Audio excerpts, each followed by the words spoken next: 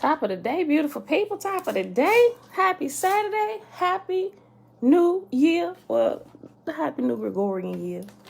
Mom, shalom, shalom. All right, beautiful people. Look, I'm so excited about some things coming up. Audrey, shalom, Levine. Peace and blessings. Trina. Hey, girl, hey. Hold on, y'all. Wait a minute.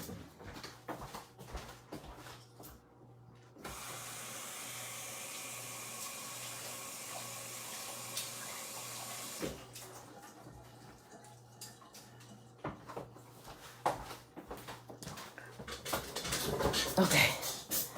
Shalom. That's Wabu. That's Wabu. I'm so excited about some things coming up. Demi. Shalom. So I've been really thinking about this the live Zoom, right? Marie, shalom. I responded to your comment on the community section a little while ago. I didn't catch that when you said it. I'm like, oh, snap. I never noticed that about vanity. When you say vanity, I pretty much almost took them out. Stay focused, right? Look, but I thought about that, her name actually being Vanity, her stage name in real life. And when she came in and she was, you sure look like a master to me. Batting her eyes at Bruce Lee Warrior while he was trying to concentrate and bring himself back into focus. I'm like, oh, that was good, Marie. So that's what I said if you ain't seen that comment. But anyway, y'all. I've been thinking about how to do this Zoom call and how to kind of vet the people that I let come in, right? Okay.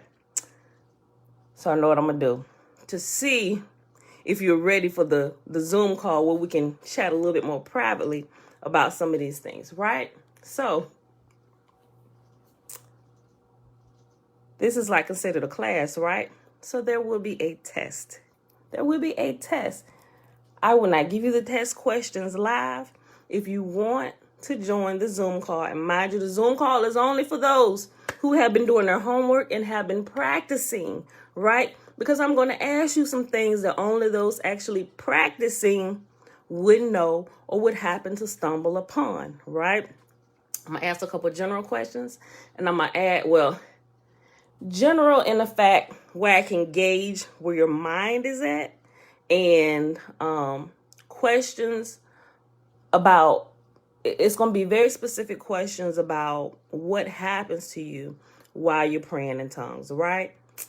You ain't going to be able to, look, you ain't going to be able to foo-foo your way through it either, because I'm trying to make sure I get it to where it can be open book where you can kind of go searching, but I can tell the difference between somebody that's trying to give me an answer they done looked up versus somebody giving me an answer that they experienced, right? So that's what I'm looking for. You may give me the correct answer, but how you give me your answer will determine if you get the key to classroom, right? Okay. So I'm working on that, and I'll let y'all know when the Zoom call will take place, right? Anybody that want to attend, here's the thing. You're going to have to email me, right? Email me, let me know, hey, Pam, I want to attend the Zoom class. Send me the test, right? And I'm going to privately email you the test. And what I think I might do, you know how you go to take a test, and then if you have to retake the test, you get different questions. I think that's what I'm going to have to do. I got to think of a set of questions, right?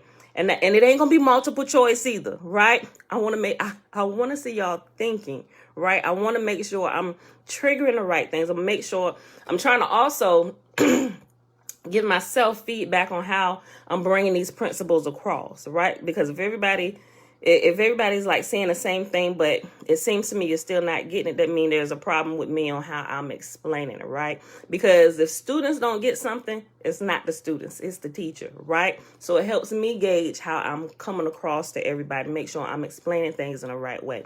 So there will be a test, right? I'm so excited about some of these test questions though. Because I've been sitting, I was like, all right, Father, how can I vet and make sure the right people get into the class versus those ones that's like lurking and just, you know, that they really don't need to be there. Like people who really want to grow, you know, because I ain't trying to, like the church would say, cast my pearls among swine, right? They too precious. I want to make sure y'all get it, right? Because when I say this class is going to ramp up another level on the next level, my G, whew, yo, ooh, I'm so excited about this. Just say shalom. All right, y'all. So it is the new year according to the Gregorian calendar, right? We have entered into 2022. It is January the 1st, 2022. Day 343 of year 3 of reading through the books of the law and the prophets, and of the 3-year consecutive day count, day 1011. Today we're going to read 3rd Maccabees chapter 5 and 6, and then I want to see if we can get through all of chapter 13 of Walk of the Spirit, the Walk of Power, right? Okay. So, I'll hold that comment. I'll hold that comment till after we're done reading. Hold on. Y'all, hold on. Because if I start talking about that, I may lose some time. We gotta wait. But it's Saturday. I think everybody off today. Maybe Robert. Betwabu. Let me pull this up. Then I'm gonna pull up the Shema. Y'all be so excited. I be trying to keep myself together. Make sure I stay organized and focused. Trying to train my squirrel mind. Squirrel. It's like it's so much stuff. It's like I be wanting to give it to all y'all at like one time. Like I wish I had, well, I ain't got to that level yet, right? Well, can just download stuff to you, right? But we walking up paths when we can get there, right? So we can get immediate things, right? Look, y'all seen on if y'all seen Doctor Strange, y'all seen that part when he got in there into the dojo and he started training. He was going back and forth into the library and realized there was a way to consume books a whole lot faster to read them. He started reading books in his avatar state, or when he would project himself. That's when he would go to the books and read them. That's how he was learning so fast, right? So he was picking up different things that you could do with your spirit, which I'm like, I know we can do that. I just ain't figured out how to do it yet. I know how to do some stuff, but the books, I'm like, that's what I'm trying to work to. When I learn how to do it, I'll show y'all. Hold on. But I have to know that, we walk in the right path here, right? Okay, but anyway, that's what I wanted to say, because I got so many other references and things that I need to get into and make sure I understand, and I have to read things sometimes quite a few times. And if they don't, if they don't have an audible for it, it takes me a little bit longer because I actually have to sit and read it versus listening to it while I'm working and doing other things, right? I've gotten a little bit better with my multitasking and paying attention to stuff while I'm getting other things done. But if I have to read it, I got to sit there and be focused and read so I can make sure I'm comprehending what I'm reading, right? Yes, won't ask him how he knew. Yeah, right. Okay, Marie. Watching Doctor Strange. Okay. All right, y'all. Let me pull this up. Okay, I got that. Let me pull this up, y'all. Look. Can y'all tell I'm excited? I'm trying to pull myself together here this morning. Look, and also with the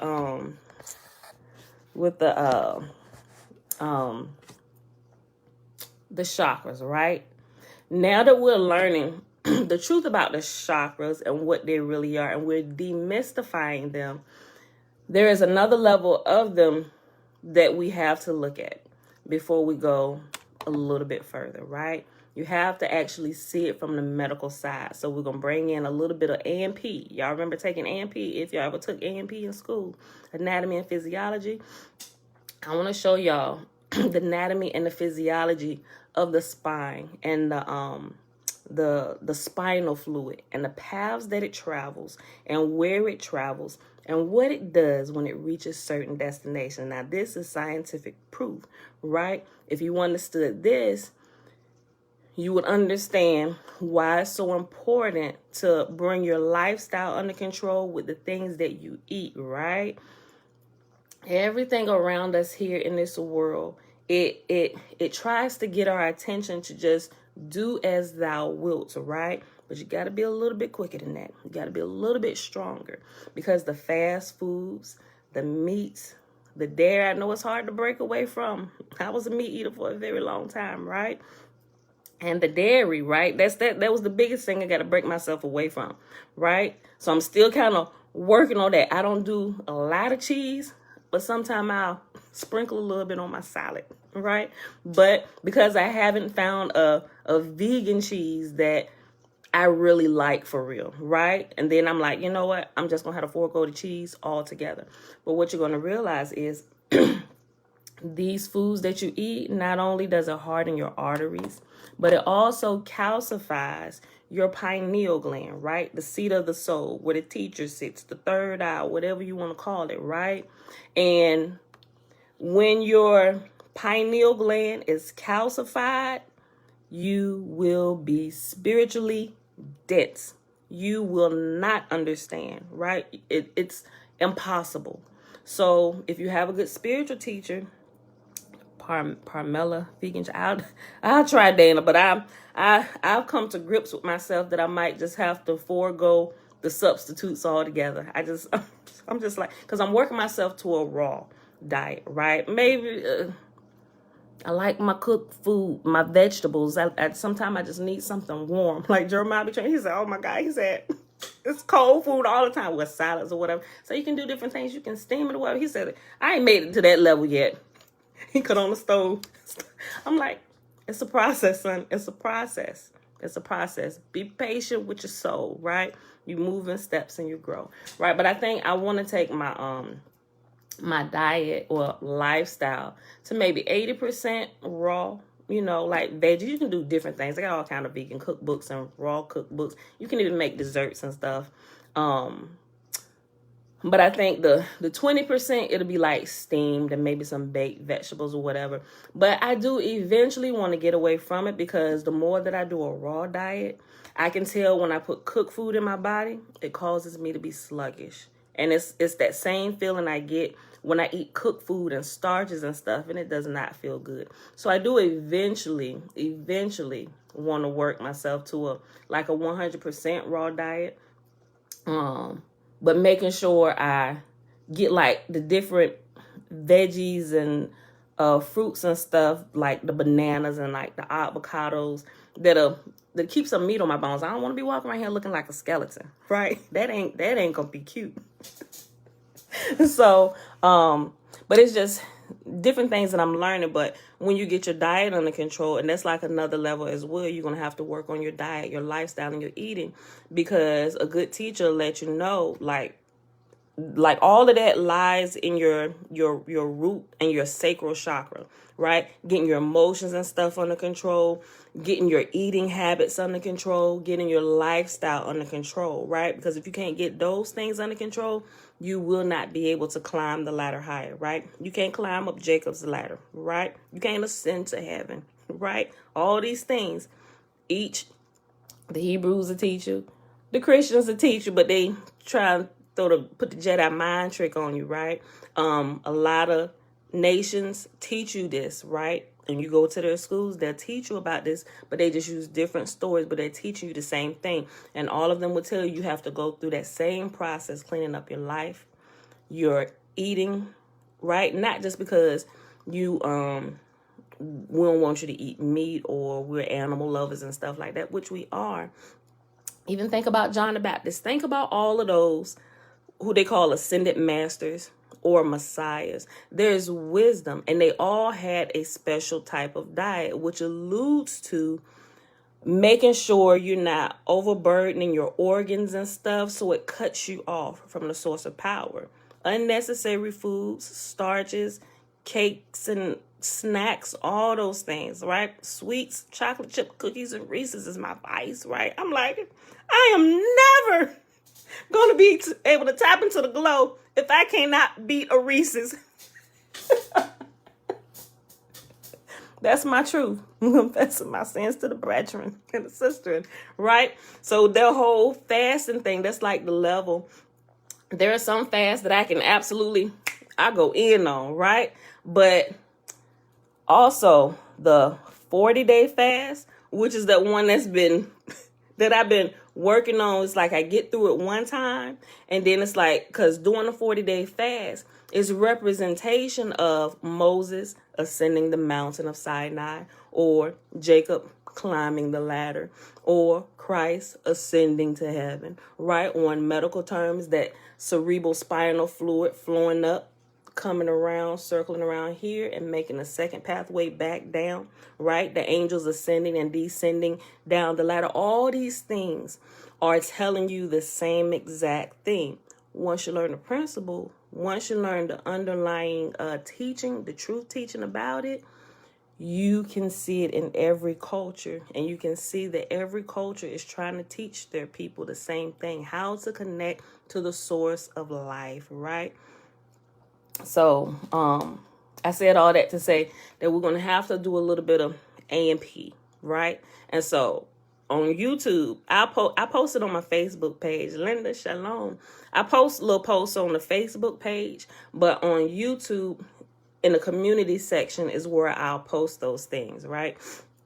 So be on the lookout for some of those things. I'm going to show you pictures. And this is to further demystify the wrong teaching about the chakras, right? And why you shouldn't be afraid of it. And everybody has them. We're going to also get into how when the doctors and the scientists or whoever doing research, what happens to the body, the different energy centers, when they hook you up to the little nodes and stuff, and they look at you on ultrasound and on the computer to see how the energy is moving in your body when you do certain exercises, which is why they teach you how to do hatha yoga, because there are certain exercises, there are certain stances and poses that you can do and practice to help better move the airflow through your body, right? They teach you about posture in school. It helps, singing, all those things. They teach you about these things so you can get proper airflow. You can get the most out of what is in you to come out, right?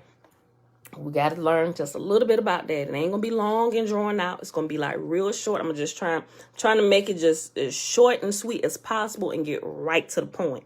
And I'm going to give y'all the little things so y'all can just kind of look at it. I actually got a set of A&P cards that I ordered with the different things. But I'm trying to find some of the digital pictures. If I can't find digital pictures, I'll do a real good picture of my some of my A&P cards. And I'll use those as posts. And I'll just kind of point out some things, right? Because we want to get to the point where y'all not just hearing people talk. We want to get you to a place where you can prove these things to see if these things be true. So I'm showing it to you, and I'm showing you that you can practice and test it yourself, right? Because a lot of people will talk till they blue in the face, till they go to the grave, but don't ever test anything. And people come to you and they want to fight and argue with you. That's of the devil. That don't work. Oh, really? Have you tried it? How far did you go in your testing to see? Well, then don't come talk to me. We ain't got nothing to talk about, right? Come back to me in about 3 months, 6 months when you actually tested it, right? Go test it and bring your results back to me and let's compare, right? Everybody that actually get in there tested, their whole mindset is shifted. And growth begins to happen. Now they realize, oh, shoot, Jacob really did have a ladder. Jacob really did have a ladder, right? Fighting with the angel. We're going to bring a little bit of light to these Bible stories, right? Okay. So that's what's coming. I'm so excited about it. All right. Okay, so that's what I'm saying, y'all. Stick with me. Stick with me. Even with some of the terms that churches taught you were spooky. Stay with me because I am going to break them down for you in the best way that I know how, in the simplest terms, right? Okay. Deuteronomy chapter 6, a call for wholehearted commitment. These are the commands, decrees, and regulations that Yahuwah your God commanded me to teach you. You must obey them in the land you are about to enter and occupy, and you and your children and grandchildren must fear the Lord your God as long as you live. If you obey all his decrees and commands, you will enjoy a long life. Listen closely, Israel, and be careful to obey. Then all will go well with you, and you will have many children in the land flowing with milk and honey, just as Yahuwah, the God of your ancestors, promised you. Listen, O Israel, Yahuwah, our God, he is one. And you must love Yahuwah, your God, with all your heart, all your soul, and all your strength. And you must commit yourselves wholeheartedly to these commands that I am giving you today. Repeat them again and again to your children. Talk about them when you're at home and when you're on the road, when you're going to bed and when you're getting up. Tie them to your hands and wear them on your forehead as reminders. Write them on the doorposts of your house and on your gates. Yahuwah your God will soon bring you into the land that he swore to give to you when he made a vow to your ancestors, Abraham, Isaac, and Jacob. It is a land with large, prosperous cities that you did not build. The houses will be richly stocked with goods that you did not produce. You will draw water from cisterns you did not dig, and you will eat from vineyards and olive trees that you did not plant. When you have eaten your fill in this land, be careful not to forget Yahuwah, who rescued you from slavery in the land of Egypt. You must fear Yahuwah your God and serve him. When you take an oath, you must only use his name. You must not worship any of the gods of the neighboring nations, for the Lord your God, who lives among you, is a jealous God. His anger will flare up against you, and he will wipe you from the face of the earth. You must not test Yahuwah your God as you did when you complained at Massa. You must diligently obey the commands of Yahuwah your God, all the laws and decrees he has given you. Do what is right and good in Yahuwah's sight, so all will go well with you. Then you will enter and occupy the good land that the Lord swore to give to your ancestors. You will drive out all the enemies living in the land, just as Yahuwah said you would. In the future, your children will ask you, what is the meaning of these laws, decrees, and regulations that Yahuwah our God has commanded us to obey? Then you must tell them, we were Pharaoh's slaves in Egypt, but Yahuwah brought us out of Egypt with his strong hand.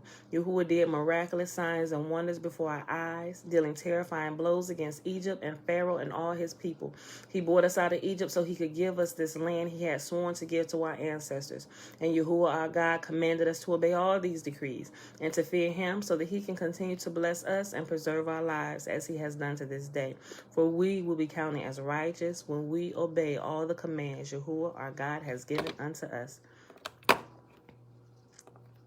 right, y'all. Third Maccabees, chapter 5.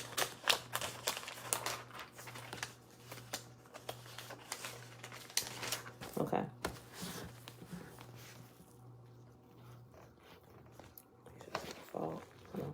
Trying to balance my book. Then he called Kerman, who had charge of the elephants, full of rage altogether, fixed in his furious design, and he commanded him with a quantity of unmixed wine and handfuls of incense infused to drug the elephants early on following the day. He commanded him with a quantity of unmixed wine and handfuls of incense infused to drug the elephants early on the following day. These 500 elephants were, when infuriated by the copious draughts of frankincense, to be led up to the execution of the death upon the Yehudim, the Yahudim. The king, after issuing these orders, went to his feasting and gathered together all those of his friends and of the army who hated the Yahudim the most. The master of the elephants, Kerman, filled his commission punctually. The underlings appointed for the purpose went out about evening and bound the hands of the miserable victims and took the other precautions for their security at night, thinking that the whole race would perish together.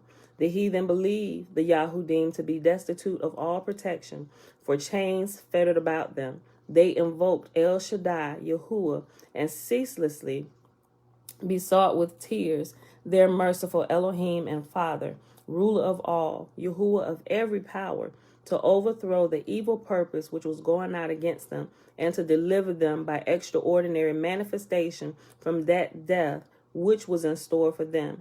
Their litany, so earnest, went up to heaven. Then Hermon, who had filled his merciless elephants with copious draughts of mingled wine and frankincense, came early to the palace to certify the king thereof. He, however, who has sent his good creatures sleep from all time, by night or by day, thus gratifying whom he wills, diffused a portion thereof now upon the king. By this sweet and profound influence of Yahuwah, he was held fast, and thus his unjust purpose was quite frustrated, and his unflinching resolve greatly falsified. Excuse me. Sorry, y'all. I know I'd be like clearing my voice and stuff. I'm trying to control my air, getting my air under control, right? So practice different things and speaking from my diaphragm, all those good things, so I can project my voice and it's not cracking, Okay, so bear with me. By this sweet and profound influence of Yahuwah, he was held fast, and thus his unjust purpose was quite frustrated, and his unflinching resolve greatly falsified. But the Yahudim, having escaped the hour which had been fixed, praised their holy Elohim, and again prayed him who is easily reconciled to display the power of his powerful hand and over. Hold on. But the Yahudim, having escaped the hour which had been fixed, praised their Elohim, and again prayed him who is easily reconciled to display the power of his powerful hand to the overweening other people. The middle of the 10th hour had well nigh arrived, when the master bidder, seeing the guests who were bidden collected, came and shook the king. He gained his attention with difficulty, and hinting that the mealtime was getting past, talked the matter over with him. The king listened to this, and then turning aside to his potations, commanded the guests to sit down before him. This done, he asked them to enjoy themselves and to indulge in mirth at his somewhat late hour of the banquet. Conversation grew on, and the king sent for Herman and inquired of him with fierce denunciations why the Yahudim had been allowed to outlive that day. Herman explained that he had done this bidding overnight, and in this he was confirmed by his friends. The king, then, with the barbarity exceeding that of Phalaris, said that they might think his sleep of that day. Lose no time, and get ready the elephants again tomorrow, as you did before, for the destruction of these accursed Yahudim. When the king said this, the company present were glad and approved, and then each man went to his own home. Nor did they employ the night in sleep so much as in contriving cruel mockeries for those deemed miserable. The morning cock had just crowed, and Herman, having harnessed the brutes, was stimulating them in the great colonnade. The city crowds were collected together to see the hideous spectacle and waited impatiently for the dawn. The Yahudim, breathless with momentary suspense, stretched forth their hands and prayed Elohim Hagadol. Remember, Hagadol means the great Elohim, or Yahuwah, the great God, right? And prayed Elohim Hagadol in mournful strains again to help them speedily. The sun's rays were not yet shed abroad, and the king was waiting for his friends when Herman came to him, calling him out and saying that his desires could now be realized. The king, receiving him, was astonished at his unwanted exit and overwhelmed with a ruach, or a spirit of oblivion about everything, inquired the object of this earnest preparation. But this was the working of that El Shaddai, who had made him forget all his purpose. Herman and all his friends pointed out the preparation of the animals. They are ready, O king, according to your own strict injunction. The king was filled with fierce anger at these words, for by the providence of Elohim regarding these things, his mind had become entirely confused. He looked hard at Herman and threatened him as follows: your parents or your children, were they here? To these wild beasts a large repast they should have furnished, not these innocent Yahudim, who me and my forefathers loyally have served. Had it not been for familiar friendship and the claims of your office, your life should have gone for theirs. Herman, being threatened in this unexpected and alarming manner, was troubled in visage and depressed in countenance. The friends, too, stole out one by one and dismissed the assembled multitudes to their respective occupations. The Yahudim, having heard of these events, praised the glorious Elohim and King of Kings, because they had obtained this help too from him. Now the king arranged another banquet after this same manner, and proclaimed an invitation to mirth. So remember yesterday, the the king was coming up against them, and he told all the surrounding nations, he said, if anybody helped them, we killing y'all too, right? We'll burn you alive. And they was like, man, we wish we could help you, but we can't. We don't want to die, right? So y'all performed this miracle for him, and the Yahudim get to live another day. Now the king arranged another banquet after the same manner and proclaimed an invitation to mirth. And he summoned Herman to his presence and said with threats, how often, O wretch, must I repeat my orders to you about these same persons? Once more, arm the elephants again tomorrow for the extermination of the Yahudim. His kinsmen, who were reclining with him, wondered at his instability and thus expressed themselves, O king, how long do you make trial of us as men bereft of reason? This is the third time that you have ordered their destruction. When the thing is to be done, you change your mind and recall your instruction. For this is the feeling of expectation. For this cause, the feeling of expectation causes tumult in the city. It swarms with factions and is continually on the point of being plundered. The king, just like another Phalaris, a prey to thoughtlessness, made no account of the changes which his own mind had undergone, issuing in the deliverance of the Yahudim. He swore a fruitless oath and determined forthwith to send them to Sheol, crushed by the knees and feet of the elephants. He would also invade Yehuda and level its towns with fire and the sword, and destroy that temple which the heathen might not enter, and prevent sacrifice ever being offered up there. Joyfully his friends broke up, together with his kinsmen, and trusting in his determination, arranged their forces in guard at the most convenient places of the city. And the master of the elephants urged the beasts in an almost maniacal state, drenched them with incense and wine, and decked them with frightful instruments.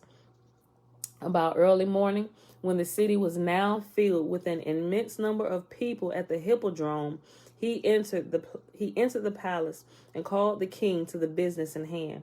The king's heart teemed with impious rage, and he rushed forth with the mass along with the elephants, with feelings unsoftened and eyes pitiless.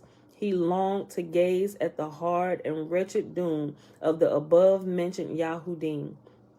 But the Yahudim, remember Yahudim is another word for Hebrews, but the Yahudim, when the elephants went out of the gate, followed by the armed force, and when they saw the dust raised by the throng and heard the loud cries of the crowd, they thought they had come to the last moment of their lives, to the end of what they had trembly expected. They gave way, therefore, to lamentations and moans. They kissed each other, those nearest of kin to each other, hung about one another's necks, fathers about their sons, mothers their daughters. Other women held their infants to their breasts, which drew what seemed their last milk. Nevertheless, when they reflected upon the help before granted them from heaven, they prostrated themselves with one accord, removed even the suckling children from the breast, and sent up an exceeding great cry, entreating Yahuwah of all power to reveal himself and have mercy upon those who now lay at the gates of Sheol. 3 Maccabees chapter 6.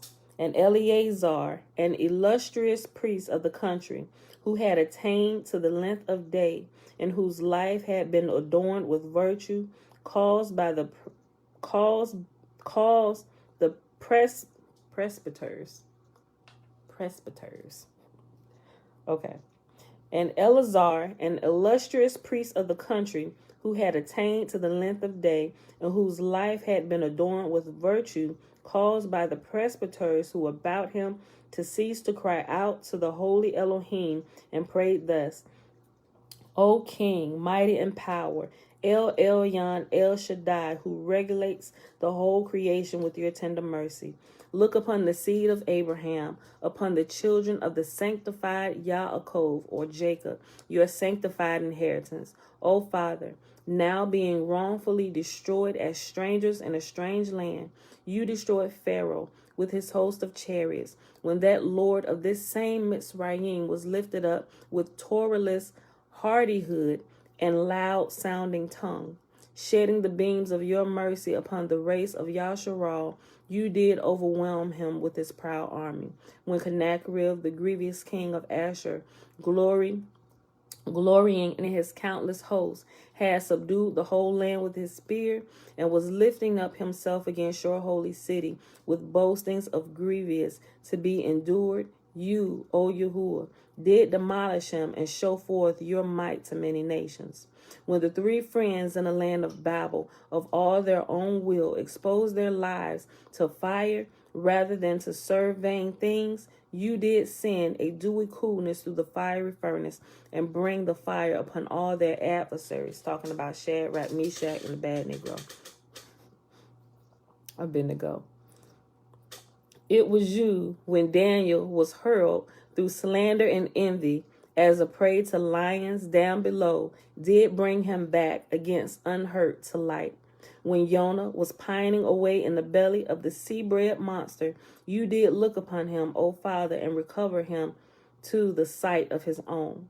And now, you who hate insolence, you who do abound in mercy, you who are the protector of all things, appear quickly to those of the race of Yasharal, who are insulted and armored, and Torahless other people. If our life has, during our exile, been stained with iniquity, deliver us from the hand of the enemy and destroy us, O Yahuwah, by the death which you prefer. Oh, shoot. Listen. Let us die by your hand, not by theirs, if we have violated your Torah. Listen, look. I'm going to read that again. And now, you who hate insolence, who do abound in mercy, you who are the protector of all things, appear quickly to the race of Yasharal, who are insulted by the armored and Torahless other people. If our life has, during our exile, been stained with iniquity, deliver us from the hand of the enemy and destroy us, O Yahuwah, by the death which you prefer. Let not the vain-minded congratulate vain idols at the destruction of your beloved, saying, neither did their Elohim deliver them. You who are omnipotent and El Shaddai, O Eternal One, behold, have mercy upon us who are being withdrawn from life like traitors by the unreasoning insolence of Torahless men. Let the heathen cower before your invincible might today, O glorious one, who have all power to save the race of Yaakov, or to save the race of Jacob. The whole band of infants and their parents with tears beseech you. Let it be shown to all the nations that you are with us, O Yahuwah, and have not turned your face away from us. But as you said that you would not forget them, even in the land of their enemies, so do you fulfill this saying, O Yahuwah. Now, at the time that Eleazar had ended his prayer, the king came along to the hippodrome with the wild beasts and with his tumultuous power. When the Yahudim saw this, they uttered a loud cry to heaven, so that the adjacent valleys resounded and caused an irrepressible lamentation throughout the army. Then all the glorious, omnipotent, and true Elohim displayed his holy countenance and opened the gates of heaven, from which two angels, dreadful of form, came down and were visible to all but the Yahudim. And they stood opposite and filled the enemy's host with confusion and cowardice and bound them with immovable fetters. And a cold shudder came over the person of the king, and oblivion paralyzed the vehemence of his spirit. They turned back the animals upon the armed forces which followed them, and the animals trod them down and destroyed them. The king's wrath was converted into compassion, and he wept at his own machinations. For when he had heard the cry and saw them all on the verge of destruction, with tears he angrily threatened his friends, saying, Ye have governed badly, and have exceeded tyrants in cruelty, and me, your benefactor, ye have labored to deprive at once of my dominion and my life, by secretly devising measures injurious to the kingdom. Who has gathered here who has gathered here unreasonably, removing each from his home, those who, in fidelity to us, had held the fortress of the country, who has thus consigned to unmerited punishments those who in goodwill towards us from the beginning have in all things surpassed all nations, and who have often engaged in the most dangerous undertakings. Loose the unjust bonds, send them to their homes in peace, and deprecate what has been done. Release the sons of El Shaddai, living Elohim of heaven, who from our ancestors' time until now has granted a glorious and uninterrupted prosperity to our affairs. These things he said, and they, released the same moment, having now escaped death, praised Elohim, their holy Savior. The king then departed to the city and called his financier to him and bade him provide a 7 days' quantity of wine and other materials for feasting for the Yahudim. He decided that they should keep a gladsome feast of deliverance in the very place in which they expected to meet their destruction.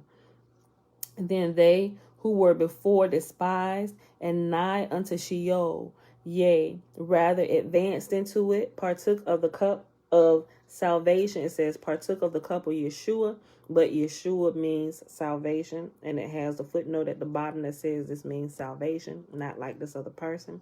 Okay. Then they who were before despised and nigh unto Sheol, yea, rather advanced into it, partook of the cup of salvation instead of a grievous and lamentable death. Full of exultation, they parted out of the place intended for their fall and burial into banqueting booths. Ceasing their miserable strain of woe, they took up the subject of their fatherland, hymning in praise Elohim, their wonder-working Savior. All groans, all wailing were laid aside. They formed dances in token of serene joy. So also the king collected a number of guests for the occasion and returned unceasing thanks with much magnificence for the unexpected deliverance afforded him. Those who had marked them out as for death and for carrion and had registered them with joy, howled aloud and were clothed with shame and had the fire of their rage ingloriously put out. But the Yahudim, as we just said, instituted a dance and then gave themselves up to feasting and glad thanksgiving and psalms. They made a public ordinance to commemorate these things for generations to come, as long as they should be sojourners. They thus established these days as days of mirth, not for the purpose of drinking or luxury, but because Elohim had saved them. They requested the king to send them back to their homes. They were being enrolled from the 25th of Pekon to the 4th of Epiphi, a period of 40 days. Oh, that's what I was about to say. A period of 40 days. The measures taken for their destruction lasted from the 5th of Epiphi to the 7th, that is, 3 days. The ruler over all did during this time manifest forth his mercy gloriously and did deliver them altogether unharmed. They feasted upon the king's provision up to the 14th day and then asked to be sent away. The king commended them and wrote the subjoined Sefer of magnanimous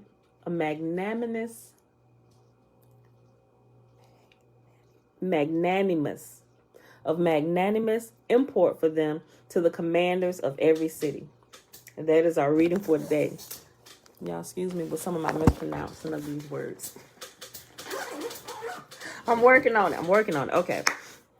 That's what I was about to say. I started saying something earlier about the 40-day trek, right? 40-day trek up the mountain Moses had to make. There is a certain power, so to speak, if you don't want to say power, or a certain understanding, a certain revelation that comes to people who actually take that trek, right?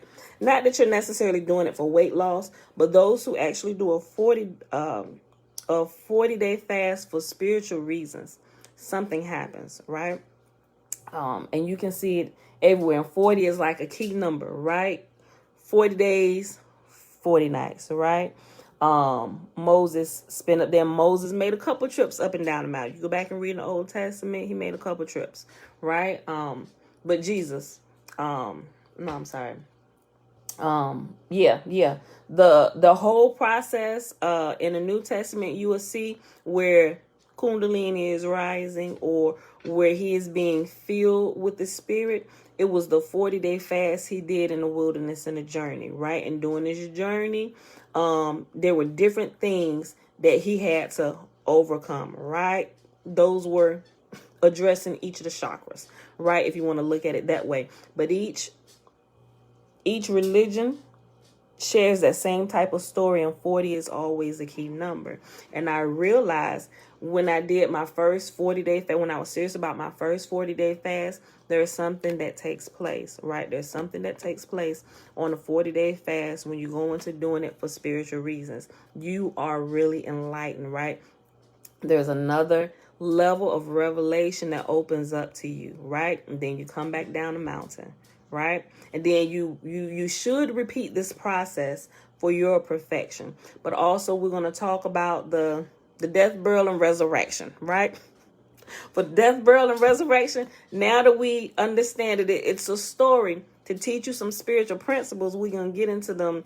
We're going to get into the spiritual principles without us getting hung up on some of the terms, right? I'm going to teach you what the death, burial, and the resurrection is. I'm going to show it to you in your body and what actually happens and what dies for 2.5, 3 days. Then it's resurrected, right? In medical terms, it's that cerebral spinal fluid. There's a seed that's released in your body and it goes dormant, which they call the death, burial. And when it begins to rise again and hit up and flows around the area of the pineal gland, it's the resurrection. The glow happens. It comes to life, and voila, the lights come on, right?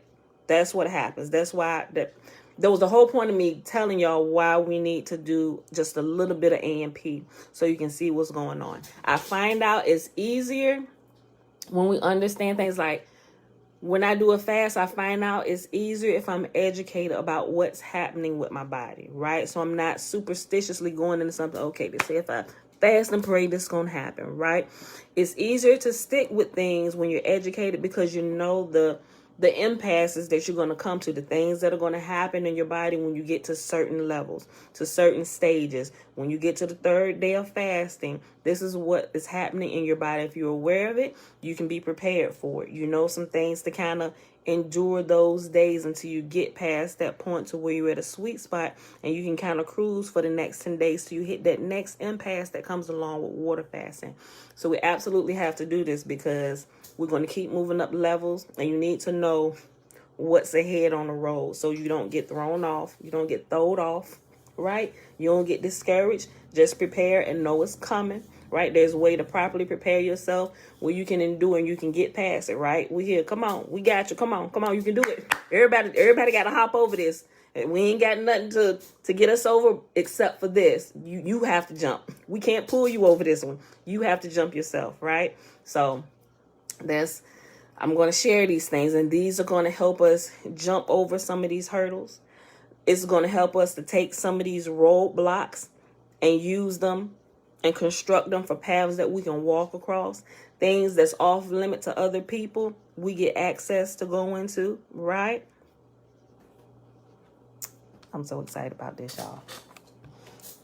So we're going to do a little bit of AMP in the coming days. I'm going to start posting some stuff so you can see, right? And don't just look at my stuff and go on about your day. When you get a moment, go check into some of these things that I'm saying, right? So you got to do a little bit of homework on your own so you can make sure that you understand what is actually happening. I'm going to try and make it as simple as possible, right? I ain't going to try and talk over nobody's head because I can't learn that way. I'm like, break it down to me like you would to my 5-year-old daughter. That's how I got to learn. So when I do stuff like that, don't think I'm think y'all dumb or nothing, because I don't. I'm getting it to you the way I understand it. Because that's, I'm like, teach me like you would teach my 5-year-old child. That's how I'm going to learn. I need to understand it like that. Once I understand it like that, at its base level, then we can build up and use some of these Sadidi terms, right? Because I'm understanding the Sadidi terms, right? And the Sadidi terms to me is like chakras. It's like, oh, that's scary. No, it ain't, my G. It's your gut. That's what they talking about, right? Now that I know that's your gut, you can throw any term at me and I can say, that's your gut, my G. That ain't such a Sadidi term. Do I do group fasting? Not yet. Somebody else asked me about it. Not yet. You can start looking into it. I'm gonna share some things as we go, right? That's gonna be one of the things that we build on to, right? And we're gonna talk a little bit more about fasting as we learn about the cerebral spinal fluid and how it travels, and that death, burial, and resurrection that happens to that seed. It happens once a month, people. It happens once a month. So when we learn about that, we're also going to have to learn a little bit about what they call astrology, right? It's not astrology. I'm telling you, these are all the missing pieces. These are the spiritual nuggets. This is the whole big spiritual picture chopped up into puzzle pieces and scattered to the corners of the earth, scattered to the 4 corners of the earth. Every nation upon the face of the earth has different pieces of the puzzle, right? Astrology is not a scary thing. It's nothing wicked. It's actually being able to understand the clock in the sky, right? We have to understand that just a little bit, because we need to know that to understand about the cerebral spinal fluid, right? And why it does this. And it happens every single month. Every single month. Us learning about the moon and the proper way that the moon travels around the sky and trying to find the true Sabbath, the day of rest, or when its seed lies dormant and then resurrects again and it begins its motion again, where we can actually see and detect it if we will hook up to medical machines and stuff. Y'all, I'm telling y'all, please stay in class. Do not leave prematurely. I'm not trying to teach y'all witchcraft. I'm trying to teach y'all about your bodies and how they go hand in hand with your spirit and how to operate appropriately here and get results, right? And these are going to be things that you can actually test yourselves, right? Every single month, the same seed is released from your body. It starts down here in Bethlehem, right? In the solar plexus, right here in the manger, right? And it's got to make that trek. Mary and Joseph. Y'all, we're going to learn about it. I'm going to give you the medical terms. I'm going to give you the different religious terms from the different religions that's teaching you this, but using their own story, but they're teaching you about you. And if you can identify it, and then the West is good for just giving you the medical stuff, right? Which is good. So we're going to take the medical information, the religious information, the spiritual information to make this mind, body, and soul one, right? It takes hard work, like the song, The Glow. It takes hard work. It's a sacrifice. It's a way of life. You cannot reach the glow until your mind, body, and soul are one. We got to get all these scattered pieces, bring them together, put the puzzle together so we can see the picture and move, right? So with the clock in the sky, with the moon, it's simply amazing. Now, all these pieces, these scattered pieces that I've learned, how it's coming together and how I can see everything actually on the inside of my body, it will freaking blow your mind. But we're going to get to it. So it's just a little bit. We got to start reading this because we're what? We have 54 minutes. I ain't even started the book. I talk too much. Hold on, y'all. Look, let me see. Oh, my goodness. I talk too much.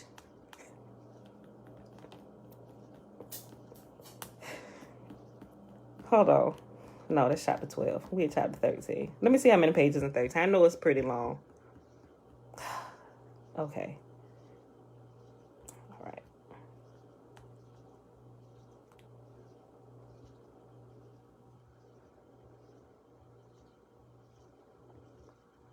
This Saturday, y'all. Y'all let me know. Oh, let's just start. We might, okay, it's 55 minutes. I'm gonna just go. I see what we'll just go. Just let your soul glow. Woo. Just let it shine through. Yeah, Marie. I love it. They show it everywhere. Okay, chapter 13, y'all. Remember, each chapter starts with a word of prophecy. For in these last days, many shall scurry to and fro. Fear will encompass the earth. Men's hearts shall fail for looking upon those things that are coming upon the world. But run not here and run not there, for your answer is within. Look up, saith the Spirit of grace. Your redemption draweth nigh. Establish your feet on the foundational rock of doing my sayings. Be ye strengthened with all power and might in the inner man. For it is the inner strength that will accomplish my purpose and my people. Through that inner strength, I will empower you in these last days to stand. All right, Tiffany. Okay, the first section is entitled Prayer and Fasting, the Power Twins. Let's say you just committed yourself to a season of praying in the Holy Ghost. You're hungry to know God more intimately and to walk in his plan for your life. So you're ready and willing to yield to the Holy Spirit's purging process and to push through any impasses you might encounter. But what about those areas in your life in which you have been defeated time and time again? What about those deeds of the flesh that have wedged themselves so tightly into the nooks and crannies of your life? The ones that taunt you into believing that you will never be any better than you are now, and that you will never accomplish anything more than what you've already accomplished. Is there anything that can help set you free from these areas once and for all? I have good news for you. Jesus has given us an important key for such a purpose. It isn't a very popular key, yet when a person employs it, that key will shut down the flesh nature with the same vengeance that God used to slam the door on Noah's Ark against an entire world that had gone the way of the flesh. That key is fasting. I meant to bring my ancient keys down here too. I got a ring of ancient keys. You see, if you ever learn to shut down your flesh, you will shut Satan down, because the only power he has is through the seduction and the manipulation of the flesh nature, which includes the mental and emotional realm as well as the physical body. The next section is entitled My First Experience with Fasting. God introduced me to fasting during a time when I had reached an impasse in prayer in my life. I had gotten so hungry for God from just praying in tongues that I was looking around for ways to get closer to him. During this time, my heart cry was, help me produce something for the kingdom in the next month or two, Father. I have to see something tangible.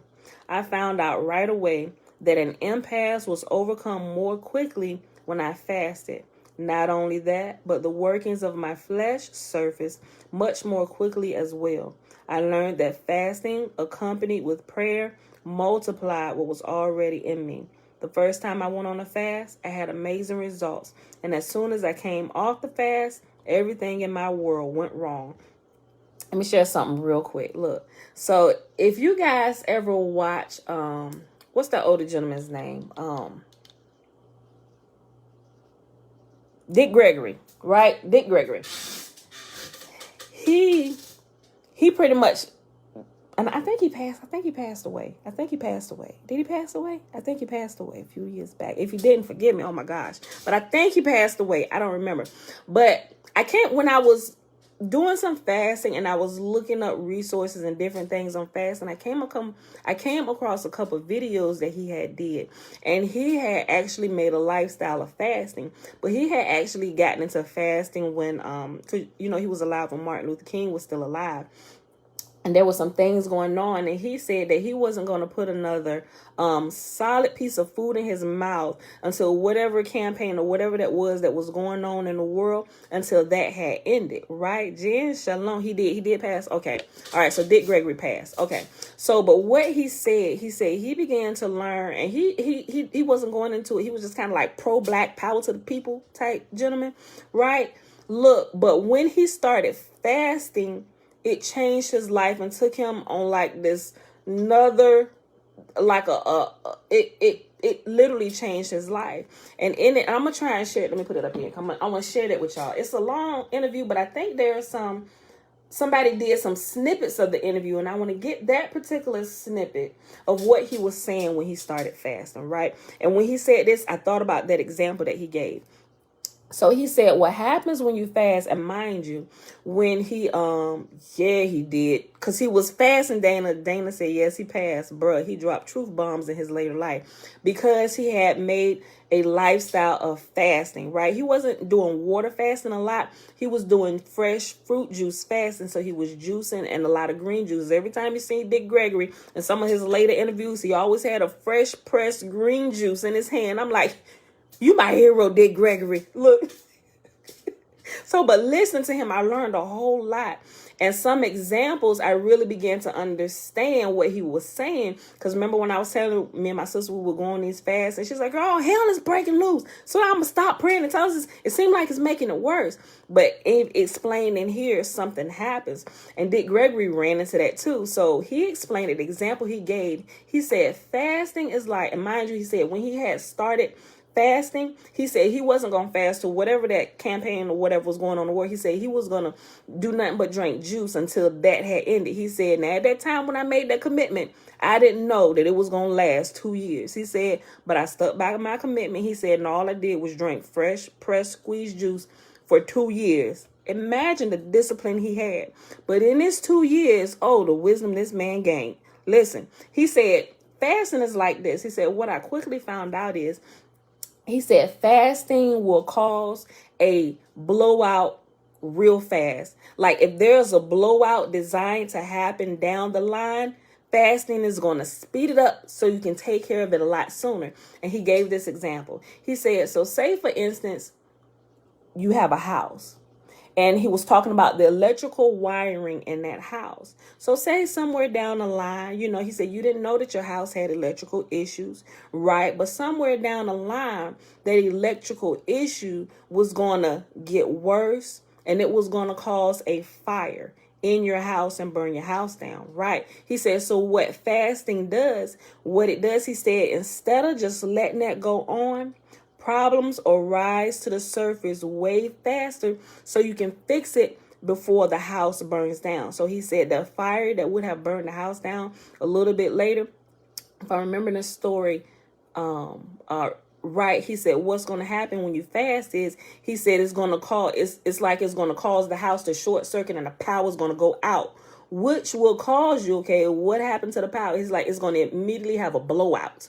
Right? That's what fasting does. It brings the blowout faster so it can bring you attention to this problem now. Let's fix this now. So when you go in to check the house, you realize, oh, we had bad thing. Oh, this could have caused a problem down the line. Let's go ahead and fix this now. So by the power you walking into the house causing a blowout, like it brings your attention to a lingering problem or problem that's building up that you can't see just yet. It brings the power to shut things down, to bring your attention to here.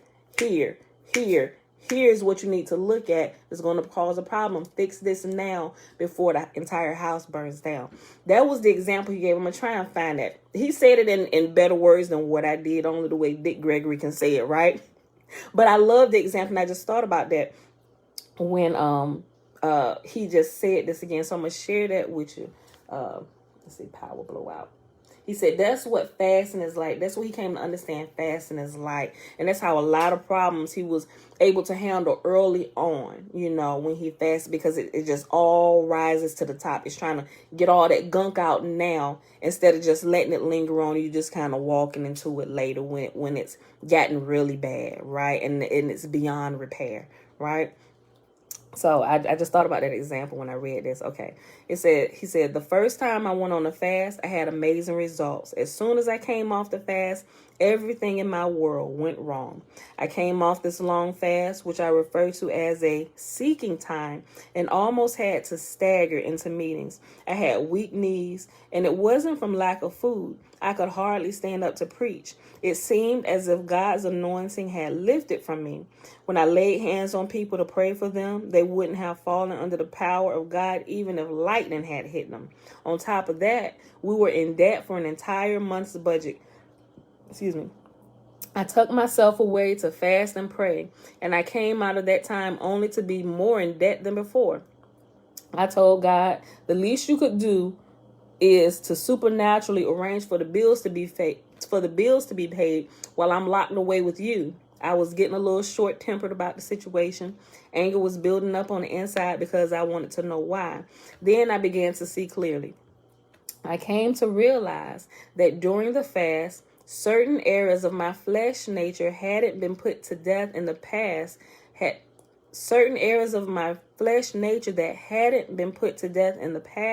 had come to the surface. When these fleshly works began to surface, the anointing felt less, but in reality, it was greater than before. This is what Paul meant when he said, in essence, for I would rather glory in my infirmities or weaknesses as a man, because when I am stripped of my dependency on my flesh, it places my dependency on the Holy Spirit. 2 Corinthians chapter 12, verse 9 and 10. When we feel weakest in our own natural strength, we are usually the strongest because unmortified areas of our flesh are in the process of dying. Fasting and prayer in combination help cause those fleshly works to come to light in our lives more quickly. Tests and trials will also bring them to light, but I would rather not wait for the trials. Fasting and prayer allow the Holy Spirit to reveal those things hidden in darkness and to deal with them before the trial comes.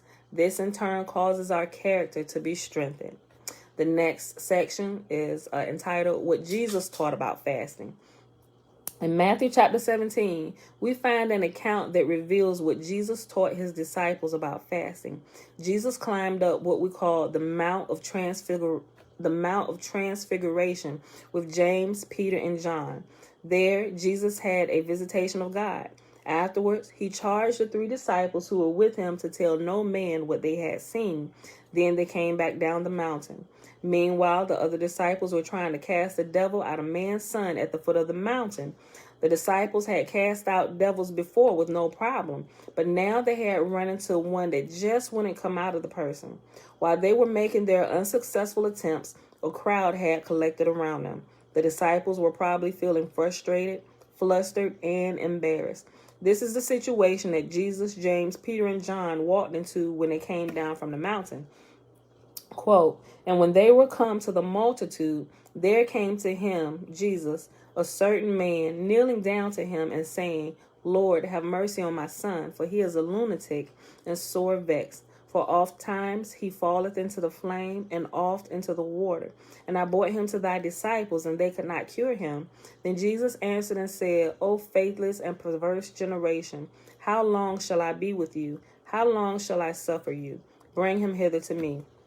And Jesus rebuked the devil, and he departed out of him, and the child was cured from that very hour. Then came the disciples to Jesus apart, and said, Why could we not cast him out? And Jesus said unto them, Because of your unbelief. For verily I say unto you, if ye have faith as a grain of a mustard seed, ye shall say unto this mountain, Remove hence to yonder place, and it shall remove, and nothing shall be impossible unto you. Howbeit, this kind goeth not out, but by prayer and fasting. And that's Matthew chapter 17, verses 14 through 21. So this man came to Jesus and said, Lord Jesus, please have mercy on my son. He's crazy, out of his mind, and often a spirit throws him into the fire. I brought him to your disciples, but they couldn't cast this devil out. Notice how Jesus answered the disciples, You faithless and perverse generation. How long shall I suffer you? In other words, how long am I going to have to do this for you? Jesus wouldn't have said that if he hadn't expected his disciples to cast that devil out. Jesus rebuked the devil, and it departed out of the boy. Then the disciples did the same thing I would have done. They came to Jesus privately and said, Why couldn't we cast that devil out? I definitely wouldn't have yelled that question over the heads of the crowd, because Jesus would have probably yelled back and answered me, Because of your unbelief. Notice again Jesus' answer to them in verse 20. And Jesus said unto them, because of your unbelief, for verily I say unto you, if ye have faith as a grain of a mustard seed, ye shall say unto this mountain, remove hence to yonder place, and it shall remove, and nothing shall be impossible unto you. Jesus said the reason that the devil wouldn't come out of the boy was the disciples' unbelief. He went on to say that if they had ever learned to deal with that unbelief, they would be able to say to a mountain, be removed, and it would obey them. Finally, Jesus said something absolutely incredible. Nothing shall be impossible to you. So Jesus was saying that if I ever learn to deal with that particular kind of unbelief, I have a promise from him that absolutely nothing will be impossible to me. When I realized that truth, I wanted to know what kind of unbelief Jesus was talking about here so I could isolate it and deal with it. Okay, and the next section is entitled A Subtle Kind of Unbelief. So I began a search to find out what kind of unbelief Jesus was referring to. I discovered that it's a subtle kind of unbelief a person may not even know he has until his life is over. If the disciples knew why they couldn't cast the devil out, why would they have bothered to ask Jesus? They didn't know, so they asked him. This subtle unbelief puts a ceiling on your life that defies you to pull yourself out of the mess. Hold on. Let me start over. This subtle belief puts a ceiling on your life that defies you to pull yourself out of the mess your life is in or to accomplish the thing God wants you to accomplish. As long as that ceiling is there, 1 year will be like the next until one day you realize 5 years have passed and your anointing hasn't changed. In fact, nothing has changed. You're just the same now as you were 5 years ago. How many of y'all tired of being in that same place, right? And we can tell people that don't grow. It's a freak show. It's like, why are you still here?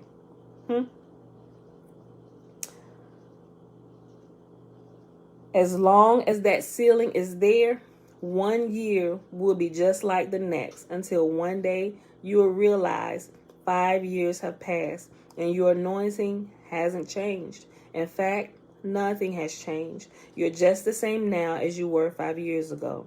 Why? Because you keep operating under an invisible ceiling that hangs over your life and you don't even know it's there.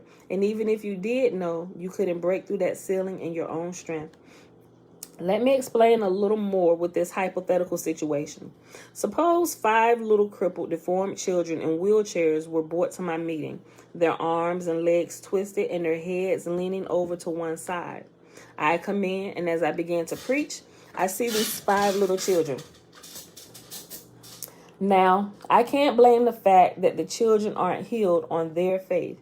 They aren't required to have any.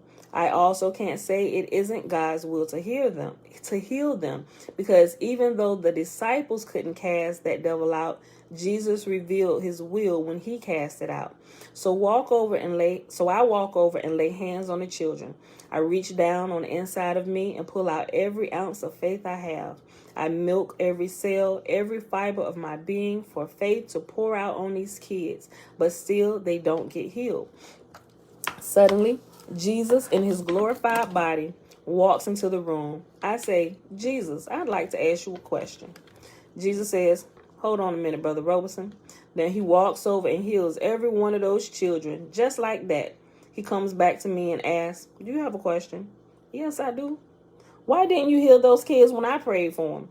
Now, do you think Jesus is going to tell me anything different than he told his disciples? No. He looks at me and says the same thing. They didn't come out of their wheelchairs healed because of your unbelief, Mr. Robertson. I protest. Jesus, that's impossible. If there were any way to have any more faith, I would have had it. I turned my being inside out. I pulled on every fiber within me. How can you say that they didn't get healed because of my unbelief? because there's a subtle kind of unbelief in you that you don't know about, Brother Roberson. But this one thing I have discovered about Jesus, my teacher: he never outlines a problem like this without going on to give me an answer before his teaching is over.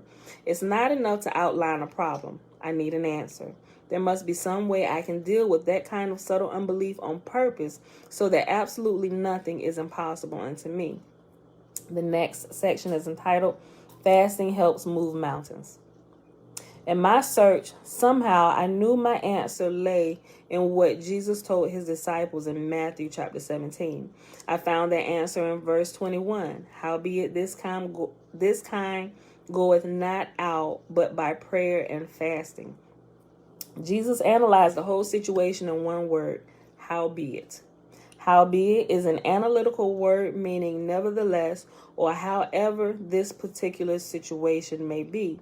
Jesus was in effect saying that even though mountains can be moved with faith the size of a tiny mustard seed, we will encounter some situations that require prayer and fasting to overcome. Jesus was talking about a lifestyle of prayer and fasting here. Most deliverance preachers in the old days taught about and encouraged that kind of lifestyle. Today, we don't teach or emphasize its importance nearly as much. The result? Although we live in a time of church history when teaching the world has risen to the forefront, many are unequipped to do the word, which includes casting out demons, and moving mountains of all kinds. Often we associate fasting only with deliverance from demonic influence because of Jesus' statement here that a certain kind of demon can be cast out only by prayer and fasting. But Jesus also told his disciples that the reason this devil wouldn't come out was their own unbelief. And that's found in verse 20. So Jesus didn't just associate fasting with demonic deliverance. He also associated it with moving your mountain. He said, if you had faith as a grain of a mustard seed, you could speak to the mountain and it would be removed, and absolutely nothing would be impossible to you. Right after saying that, Jesus made the statement about prayer and fasting. This indicates to me that these two things have something to do with bringing me from a place of unbelief where my mountains refuse to move, where everything is impossible to me, to a place where nothing is impossible to me. Therefore, my fasting doesn't move God. He isn't the one stuck underneath an invisible ceiling. My fast also doesn't move the devil. He isn't the one with my problem. Somehow, fasting deals with my unbelief. But my question to God for so many years was this: what in the world does fasting have to do with unbelief? Of all the places to find that answer, I found it back in Romans 8. And if Christ be in you, the body is dead because of sin, but the spirit is life because of righteousness. Romans 8 and verse 10. If Christ lives in you, you qualify for the rest of this verse, namely that your spirit is life. It has entered into the Zoe, Z-O-E, seated in heavenly places with Christ, or God kind of life. But notice the same verse that says my spirit is life also declares my body to be dead. Well, I know my body isn't physically dead because I'm still wearing it. So what kind of dead is Paul referring to? To understand this passage in Romans chapter 8, we must refer back to something Paul said in Romans chapter 6, verse 6. Knowing this, that our old man is crucified with him, that the body of sin might be destroyed, that henceforth we should not serve sin. What is this body of sin? It is no less than the old nature inherited from the first man Adam before we were born again. This is the sin nature, the unregenerated spirit within us all before our spirit passes from death to life in a new birth, right? And we'll see the actual physical process where it literally, y'all, in this medical process, your your blood, everything, it's generated anew, right? It literally happens on the inside of you, right? Christ in you, the hope of glory, the death, burial, and resurrection. The sin nature, when it gets to this point, then it's the unregenerated nature, the unregenerated spirit. When it reaches this point, when that seed that starts down in Bethlehem, down there in the manger, down at the bottom of the solar plexus, as that rises, and it happens once a month, and it gets to a certain part of the month, and I'm gonna teach you about exactly when you can identify it in your body, which we're going to have to talk about a little bit more about birthdays, birthdays. And also they put this teaching in the Santa Claus story. Santa Claus coming down the chimney, bringing gifts and leaving back up out the chimney, right? Your birthday, bring gifts, all of these. Now we learned about this in the wrong teachers and how they teaching. I'm going to teach you what these stories, how you can look at them and how they relate into your body. Because when this happens, when you get to this certain point, when that seed in you, in your spinal column, the spinal fluid, down your spinal cord, that's what I was looking for. Your spinal cord, when it gets to that point, when it comes back to light, when it's sitting dormant for that 2.5 days or going down into the grave, right? And people's like, wait a minute, he went in the grave for like, how do you get 3 days from here to here? Because you're missing a story, right? It's talking about your body and that seed that comes up, it rises, and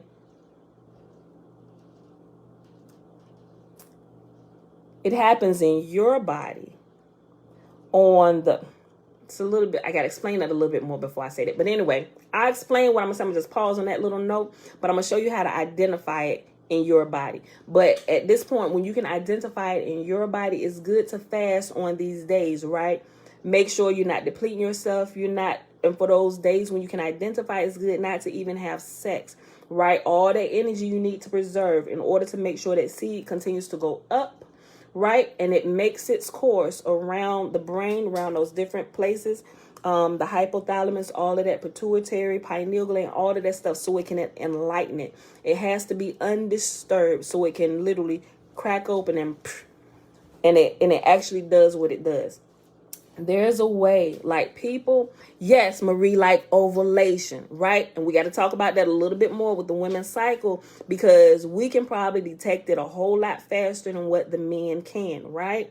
Yo, we got to do a little bit of health class. All this stuff, I've been giving y'all bits and pieces along the time, but all of this, you might want to take some notes or save the video so you can put it together, but you will see the big picture on what's happening, how it's happening in your body, and you can detect it, right? It's something easily testable, and you can easily see results in your life, your growth, and the fruits of doing this and actually pinpoint it will be the understanding and illumination that comes to you, right? It's those are the gifts that are given on your birthday, or those are the gifts that Santa Claus or Santa is talking about, the colostrum, right? The Santa Claus colostrum, they just made it a character, Santa Claus, but it's talking about the colostrum, all that, the cerebral spinal fluid. It's talking about the path of that fluid, right? And it brings you gifts, because if you're making sure your body stays like in its natural state, and you're not putting a bunch of junk in it, if you're being good all year, i.e. the one time where the people can come to the temple once a year in Israel, where all the sins are forgiven once a year. Yo, all of these stories is telling you about the body and the internal operation of the body and what happens inwardly, right? So, and if you're good, if you've been keeping, if you've aligned your chakras, you made sure your life is pure and clean and holy, you ain't been on a naughty list, you get gifts, and those gifts are illumination and understanding, right? So that's what happens. We have to go into that. We absolutely have to go into that so you can understand it and you can connect the pieces, right? And it'll keep you going and you can test the principles, right? Okay. Look. If Christ lives in you, you qualify for the rest of this verse, namely that your spirit is life. It has entered into the Zoe, or seated in heavenly places with Christ, God kind of life. But notice the same verse that says my spirit is life also declares my body to be dead. Well, I know my body isn't physically dead because I'm still wearing it. So what kind of dead is Paul referring to? To understand this passage in Romans chapter 8, we must refer back to something Paul said in Romans chapter 6 and 6. Knowing this, that our old man is crucified with him, that the body of sin might be destroyed, that henceforth we should not serve sin. What is this body of sin? It is no less than the old nature inherited from the first man Adam before we were born again. This is a sin nature, the unregenerated spirit within us all before our spirit passes from death to life in the new birth.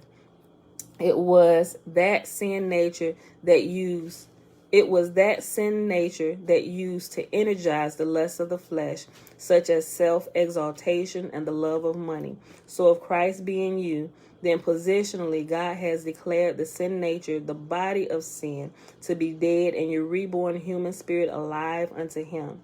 We understand positional truth pertaining to our spirit. For instance, we know that Jesus was made to be sin for us, and that we were made the righteousness of God in Christ. 2 Corinthians chapter 5, verse 21. We are now seated in heavenly places with Christ Jesus. Ephesians chapter 2, verse 6. We are above and not beneath. Deuteronomy chapter 28, verse 13.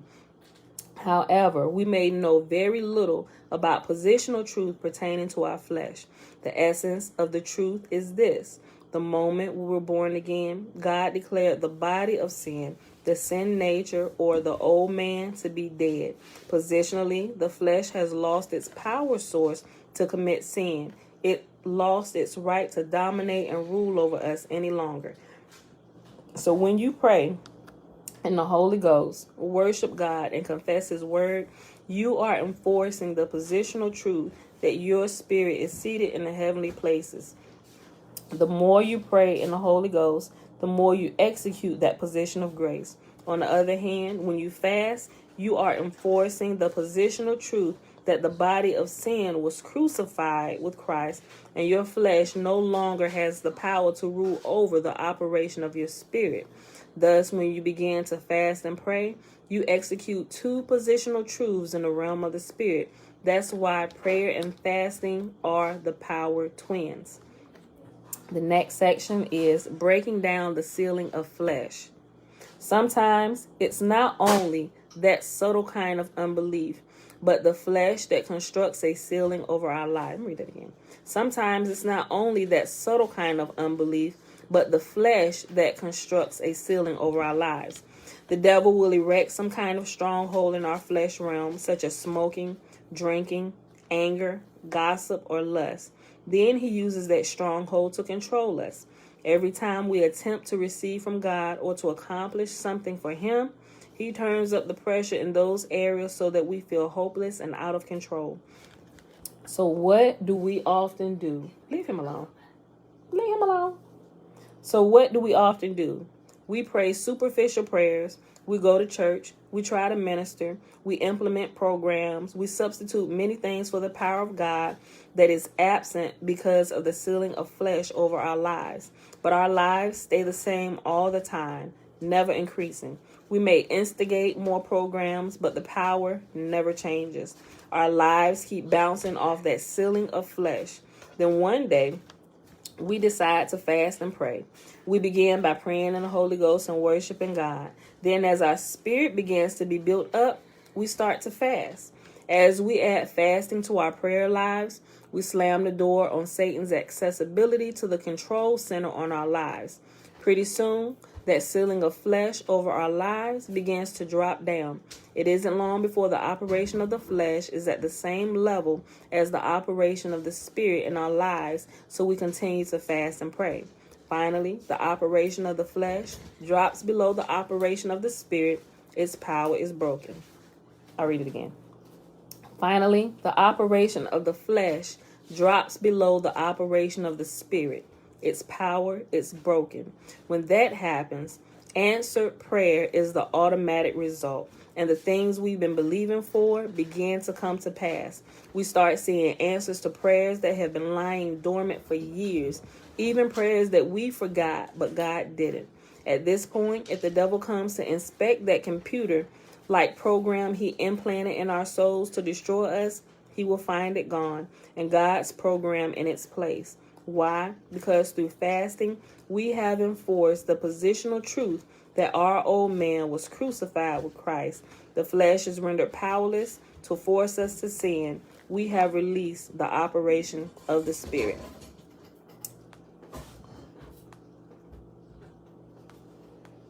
Y'all, we got to pause. Not because I want to, but I heard stop. So we're going to pause right here, okay? Let me see. Let me keep my spot.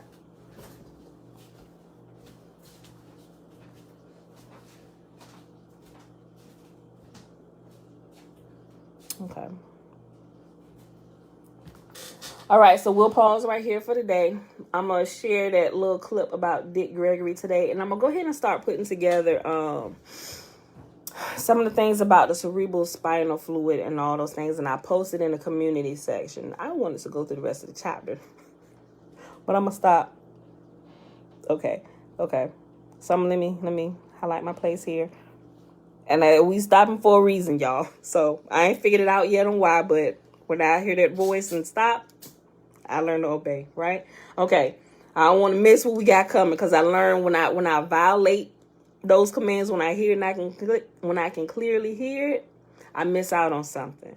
So I don't want to do that, and I don't want to cheat y'all, because I want to finish the chapter. So we're gonna pause right here, right? So I hope y'all enjoyed it. And we won't be here tomorrow, right? So what we learned today just going to have to marinate for a whole day before we come back, right? I don't know. Maybe I'm going to learn something before we come back, and something to share with you, right? Okay. So whatever it is, I'm sure we'll figure it out. We'll find out soon enough what it is. So let me...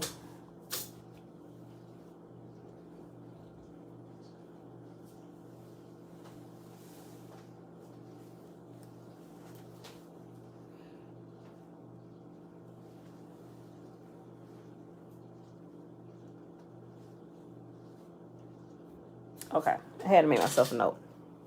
It is good, Jen. It is good. Okay, so that's our reading for today, y'all. I hope y'all enjoyed it.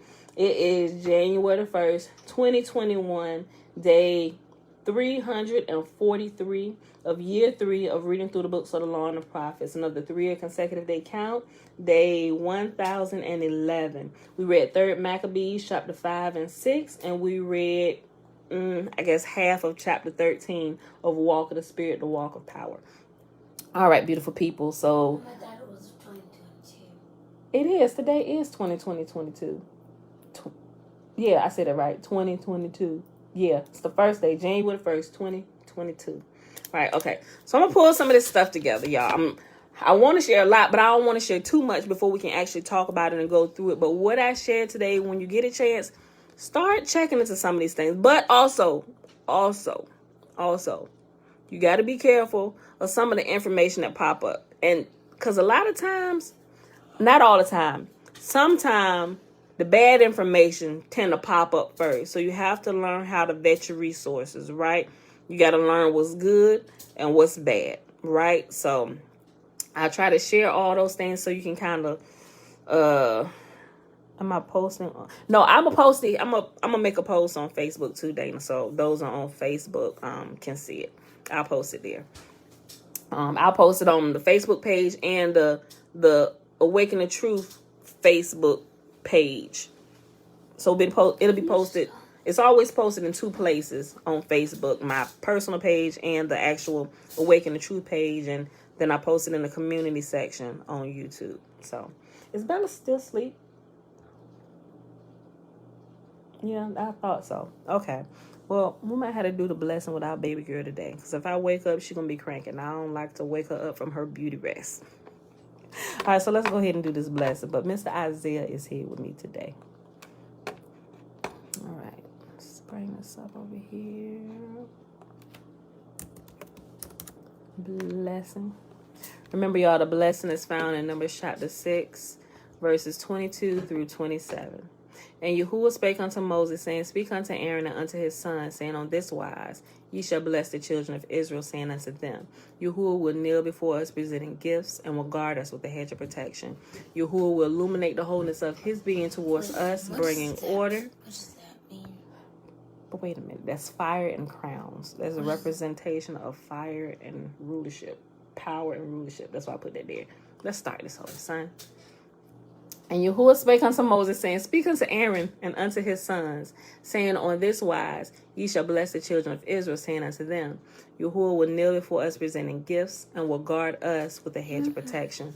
Yahuwah will illuminate the wholeness of his being towards us, bringing order, and he will provide us with love, sustenance, and friendship.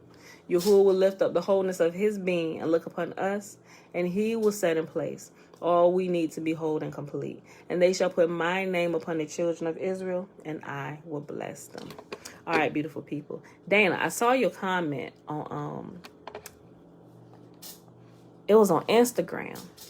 I saw it. I'm not sure if you saw it, although I responded to you and I didn't go back to see if you responded back to me. But I did respond to you about what you sent to me. Yes, I thoroughly know about it. We talked about it a few times. Made a couple videos with that particular title in the subject title. So yes, I know about it. It is a real thing, right? It takes some practice. Cause you might throw yourself off, right? Enjoying the moment. But it really does. Matter of fact, that's why I was going to respond to you. It is a cartoon. Guys, they put these shoes in. Okay, I'm talking to Dana. Okay, so Dana found something about sex magic. They call it sex magic, right? But it's not really sex magic. It's what happens when a husband and wife come together. If you're just not there for just the act of it and just releasing yourself, there are spiritual principles that happen, right? Your bedroom is like a sanctuary, right? And your bed is like literally like an altar. It really is, right? When the two come together, I like how the little thing you sent to me, it says it's the highest form of prayer. And I talked to y'all about that before when the husbands and wives agree. If you go back to that video, it's a couple of them I did, and in the title, it has sex magic in there. Now, when you understand about this, you will understand why you see sex being perpetrated everywhere. Everything they want to get to you and sell to you, they sell it to you in a sexual manner, right? Wait a minute. You can talk to them in a minute. They do it in a sexual manner, right? And I'm just like, man, it's perversity everywhere. But now I understand what they're trying to do, right? They're trying to pervert something that's really pure. Y'all said everything he made it good, right? Sex was designed for a committed relationship because there is something that happens when two beings bring their energy together. And I explained that a little bit, how that energy passes back and forth between a husband and wife or anybody engaged into the sexual act. Mind you, there are people who know this, who have left class early, and they have, let me tell you what they're doing. Boo, get out the kitchen. Go on upstairs. This the, like, if we decide to do a separate class on this, go on upstairs, boy. Where my husband would be present. There are some things children probably shouldn't be present, right? They'll learn about it as they get older, but some things you don't want to awaken too early in them, right? But there is a cartoon. It's a cartoon. It's called Steven Universe, right? If y'all ever, and I'll share it, Steven Universe. I'll share it in the community section today so you can see it. And they call this sex act in Steven Universe the fusion of the gems, right? So there are different characters which are called gems, and they have different superpowers. They're feminine energies, and most of them are women because most everything here on this side is a feminine energy. But you will see in there very few male energies, but the purpose of that show is teaching you something, right? Most of the energy here on this earth, I ain't gonna say most. There's a good mix. Let me say that. There's a good mix, but they're showing you something, right? And if you have eyes to see, you can see it, which will also help you understand why women are oppressed throughout most of the world, in the West, in the east, in the north, and the south, right? You got different religions that the women, you just here for one thing, floor, the kitchen, and the bedroom, kitchen, and the bedroom. That's the only thing we need you for, right? When that is not true. When you understand these spiritual principles, you understand why a lot of these different things are running rampant and are out of place, right? So with that, you will understand why the women are oppressed and what's happening.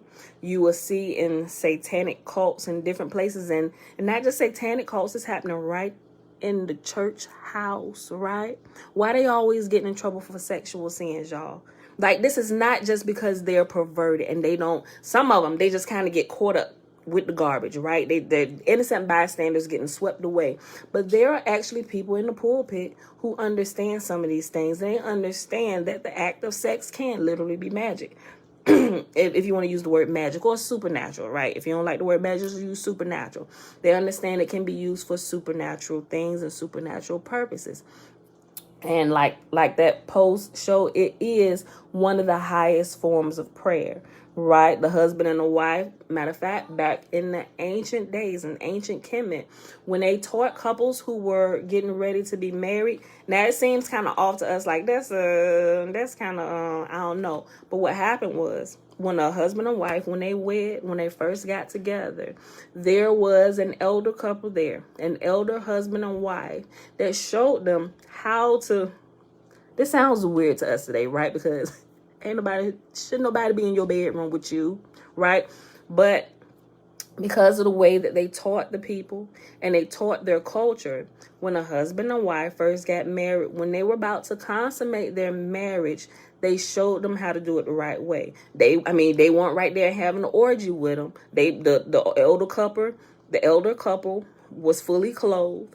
The husband and the wife came together, right? There was a bed, because there is something that should happen when you get married and when you consecrate your marriage on that first night, right? There should be a fusing of the two gems, like Steven Universe, the fusion of the gems, right? There should be a fusion of the masculine energy and the female energy. When you merge, you become one, right? They talk about it in the New Testament. Marriage is a great mystery. It's not really, but if you understand, you will understand, right? And so these two beings now create one being, right? And if you would look at them in the spiritual realm, what's happening when they're engaging in the act of sex, almost kind of like this figure 8 wind that's going through both of the energies, through both of the bodies, those energies, the pink and the blue. We just use pink and blue. Girl is pink, boy is blue. What happens is when those energies finally merge, right, and they merge, the couple is learning how to get their breathing. They ain't just they're humping and pumping and trying to get one off. There's a purpose, right?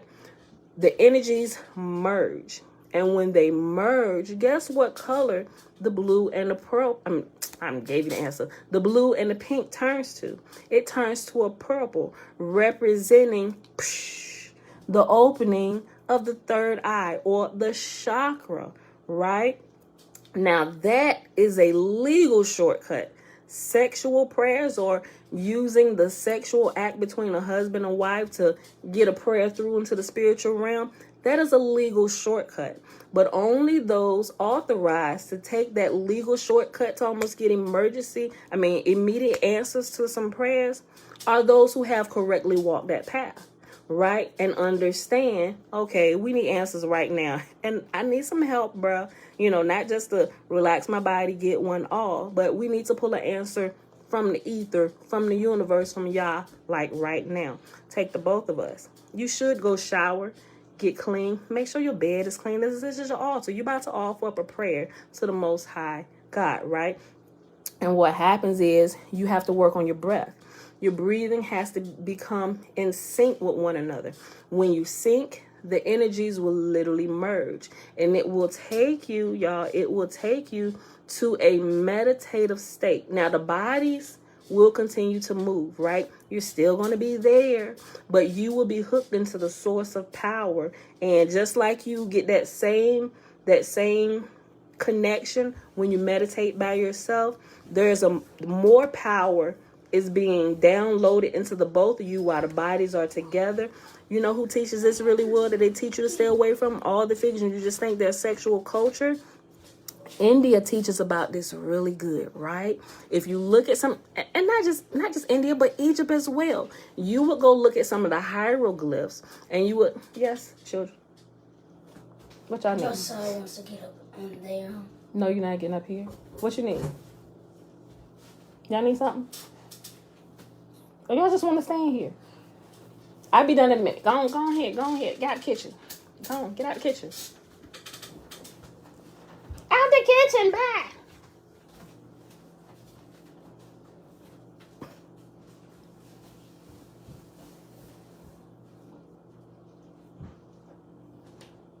Okay.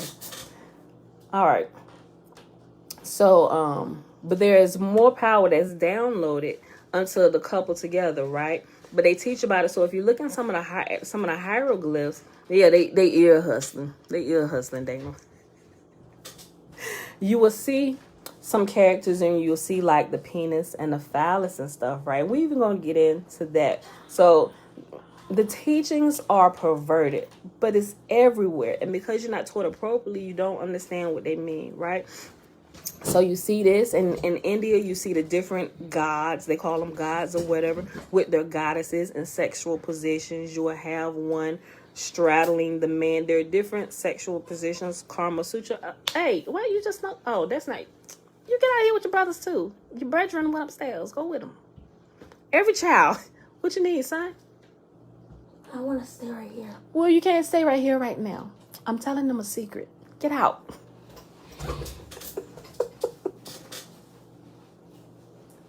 That was Josh. All of them. I just sent the other two. Up the stairs, Joshua. Josiah, come on. Oh, hold on, y'all. Go upstairs. I need some headphones. Go get your headphones in. Not mine. Go get your headphones in. Come on. Okay, so let me just try to use some code words. Okay. But Karma Sutra, right? Those are, if people not taught about it and they just kind of get hold of this stuff, they just trying sexual positions to have fun. But that's not really what that's for, right? It's an art. It teaches you, which is also what the Hatha Yoga is, right? Different body positions and stuff just to make sure air is flowing appropriately through you, everything, all the bad air is out. Take some breath, breathe, right? Make sure you release all the tension and stress, right? Because when we're flustered and frustrated, we can't hear from y'all. Our hearing is impeded, our sight is impeded, right? So those exercises help to calm this down. It helps to calm the dog down, the flesh, right? Though that's what that's for, right? So with the Karma Sutra or the sex and magic or the, husband and wife coming together, that mystery, when the two become one, right? You don't see the flesh merge, but the spirits do, right? Which is why in the church, when they talk about, soul ties, that's how it happens. Through the act of sex, right? Sex is not just for procreation. I mean, it's one of the things that the flesh can do to help populate, right? But you are literally connecting your soul, your spirit, to another person when you have sex with them, which is why people start acting like people they have sex with, right? Oh, you starting to act like that. People, husband and wife start looking alike. Yo, it is a great mystery, but it's not a mystery if you understand what's happening, right? It's a mystery only to those that don't understand. It's a secret only to those who don't have eyes to see, like the, what did it say in the New Testament? Those that have eyes to see can see. No, it's right on the tip of my tongue. Hear what the Spirit says to the churches. That right there, all of those things, right? So that's a true thing, Dana, right? So the flesh you start the process by getting the flesh together, right? And it should be a sacred thing, right? Which is why I started to tell you why all the sexual thing all over the way, they're trying to pervert it. They're trying to dumb it down, so to speak, for those, so you don't use it against them. Your eyes to see and ears to hear. Thanks, Linda. So you don't have power against what's going on in the matrix, right? By them perverting this and and them teaching it to you the wrong way, right? Think about Enoch, the book of Enoch, and the angels. You went down here and taught them all the spells and stuff and how to use all this stuff the wrong way.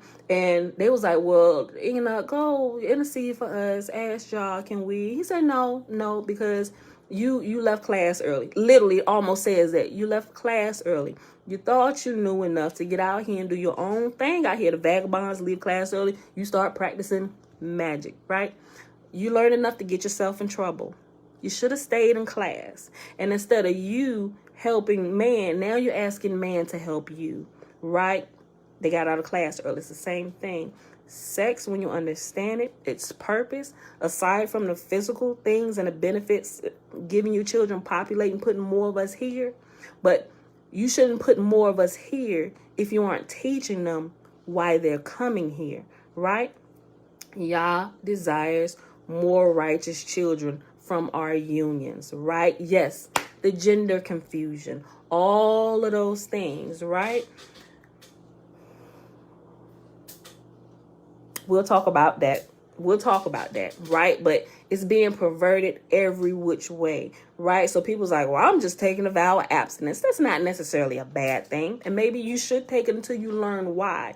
And when you learn why, now, if you learn why, you will understand the sacredness of it, the sacredness of sex. Matter of fact, the book that did I give the name to y'all before?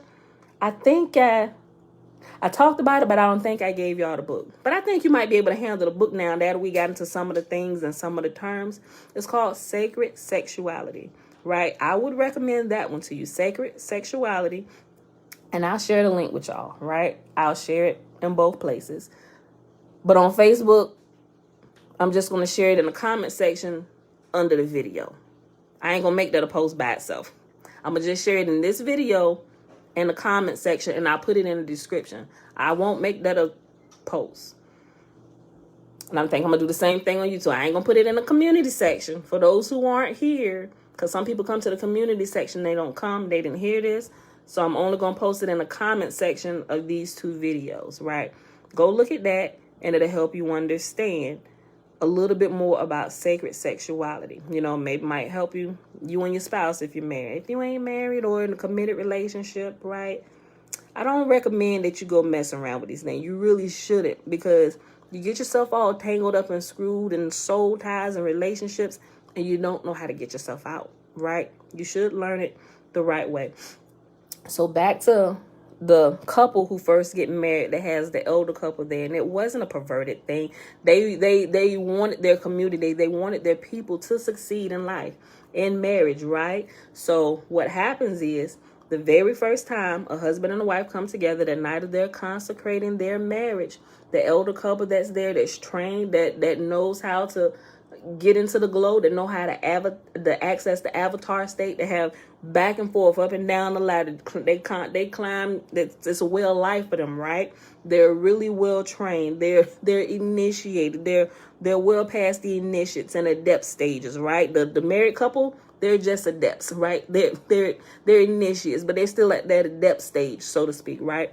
For those of you who understand mystical teachings and terms.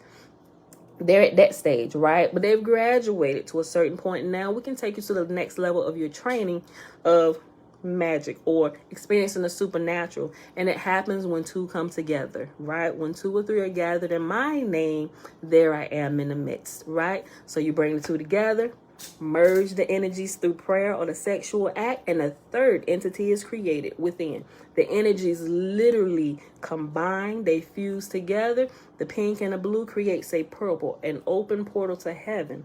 Anything that happens during that moment, at the moment of actual climax, and that's when you drop the prayer in, at the moment of climax, at the moment of orgasm, right? And you gonna have to practice it a few times so somebody don't conk out first, right? Make them practice it. It should be a marathon, not a 100-yard dash, right? And just the men and the women got to get. It's not normally hard for a woman, but the men sometimes they got to build up the stamina, and that's understandable, right? But it should get to a point to where they can go long enough to where that process will happen. And the more they practice it, the more they do it, the better they'll get. So at the point of climax or orgasm, that's when you're at your, like, the most vulnerable state. That's when it's the best way I can say it is like, that's when the heavens are open. So right there at that point is where your prayer is dropped. And you ain't even got to speak it. You can just think it at that moment and cause it to be done. Like me and my husband did that. And it caused the big manifestation of something the next day, right? I actually gave y'all the example. I didn't tell y'all how we did it, but I told you without telling you. If you had ears to hear, you might have caught it, right? But that's what happened, right? So it does work. It really does work. So the elder couple is there to make sure you learn how to do it appropriately. So when you come together from this point on, and they said there was rarely a time that it didn't work the first time, but if it did, if the husband and the wife were not able to connect spiritually that first night when they consummated their marriage, then they would, for another, I want to say couple months, just going back through the training, understanding, making sure they understand, right? Because somebody one of them could have not really understood something. There was a blockage or hindrance or something, but they just kind of worked backwards to figure out what's going on because it didn't work, right? And then they said always the second time. They never had to do it help them like a third time. Like the second time, if they had to do it the second time it always worked, because they were able to identify why it didn't happen the first time. I mean, there was a blockage somewhere spiritually in one of them, maybe the both of them, right? Okay, so yes, Dana, that's a real thing. I responded to your message. I ain't say all that, but I said yes, I know about this and it works, right? So those are kind of like secrets or mystical secrets or ancient secrets. And they're not really secrets. It was actually common knowledge back in the day, right? But as people got scattered, things started changing.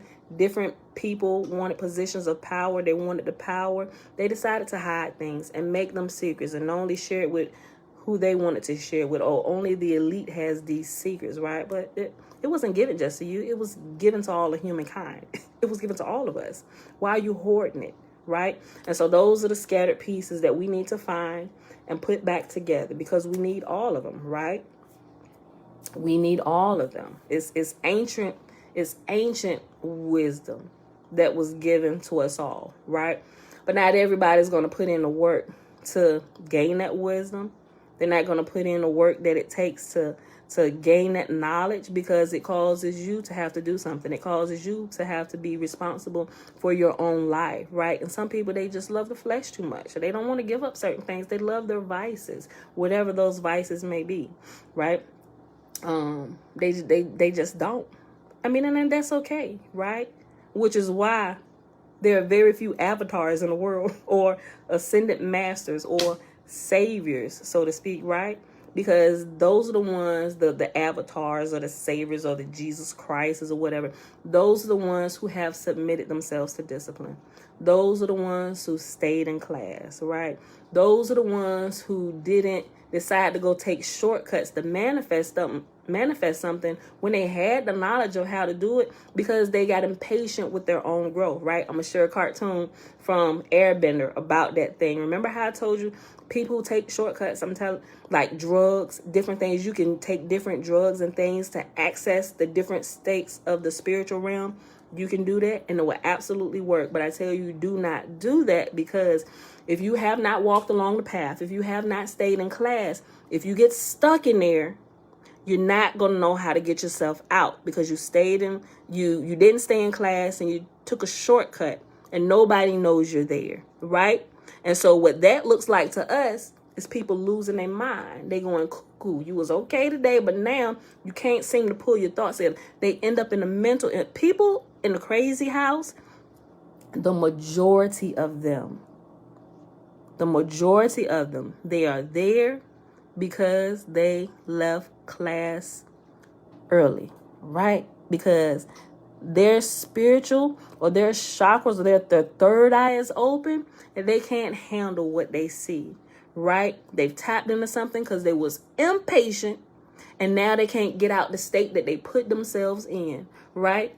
Some people put themselves in, they project them, they go take drugs to put themselves in an astral state without learning about it, how the body operates, and how Yah teaches you about it, and what it actually is, and how it would just naturally happen for you as you grow, as you take the time and grow and you learn different principles. Some people who do that using different things to get there, or getting little tips and tricks from people on YouTube on how to do that, they find themselves stuck there. And don't go do that. And you ain't got nobody that you done told that you doing. They come in here and think you dead. Now you buried alive. Or God forbid, if they ain't got the money to bury you and they burn you. Yo, you talking about somebody being burned alive? My G, this is real stuff. That's what I'm telling y'all. Don't take the shortcut. No matter how long it may seem that you're not getting it. I'm telling you, it's going to be so worth it. Because as you go, you're going to learn how to deal with everything. And as you go, you'll begin to identify it, right? You'll begin to see the nutcases that left class early. You actually have the power to help set them free, to bring them back out, right? If you choose. You can choose to help them. You can choose to deliver them. You can choose to set them free, right? It's your choice, right? And matter of fact, that is the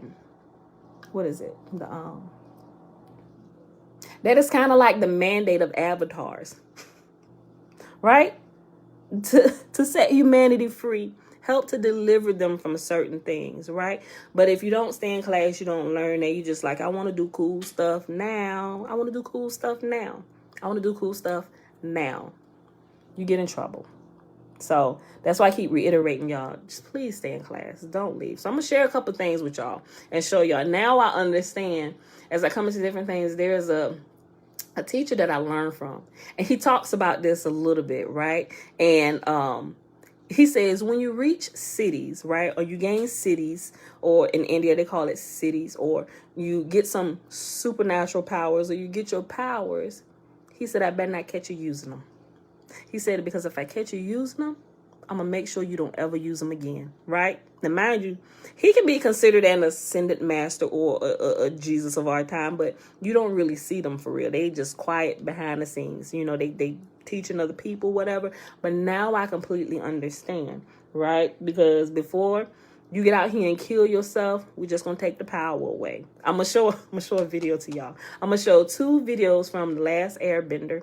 It's the animated, and you can kind of see what I'm talking about. But that is a real thing. It is a real thing.